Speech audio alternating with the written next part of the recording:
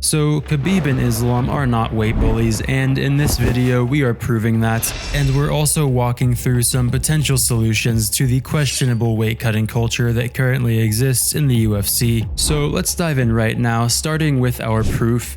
And we're coming back to this picture of Khamzat, Chimaev, Khabib and Islam in just a minute, because our best example is actually this picture of Khabib standing next to Shavkat Rakhmonov. So Islam and Khabib are about the same height, and we can see in this picture that Shavkat absolutely towers over Khabib, even though he fights at welterweight, which is just one division above Islam's current weight class. So calling Islam a weight bully is the same as suggesting that he should move up to fight guys like Shavkat, Leon Edwards, and Ian Gary, who are all 6'1", 6'2", or 6'3", and while Islam might do well at welterweight, he'll definitely be at a size disadvantage in a lot of his fights. So are welterweights like Shavkat and Leon Edwards the problem then?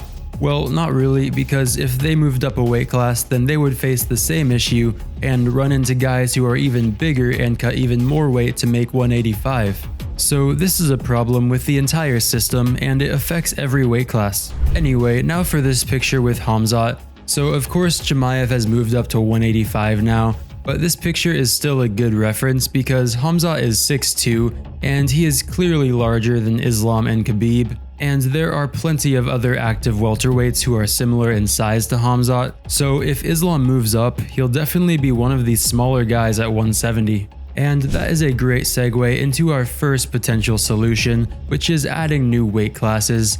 So in this weight range, the divisions really should be 155, 165, 175, and 185. And this would actually fix a lot of things because there is no way that guys like Shavkat and Khamzat would be able to make the cut down to 165. So the guys who are 6'2 and 6'3 would be forced to fight at 175. And that would open up 165 for guys like Islam, who are a bit too big for lightweight, but aren't quite big enough for the current welterweights. But this is also just a band-aid, and it only benefits certain weight classes. So let's look at another potential solution as well. So solution number 2 is having the weigh-ins be on the same day as the fights, just a couple hours before the event starts. This is already a tried and tested system in collegiate wrestling, where they've been doing this since 1998, and the idea is that it forces everyone to fight at their natural weight class because cutting massive amounts of weight is just no longer worth it under this system.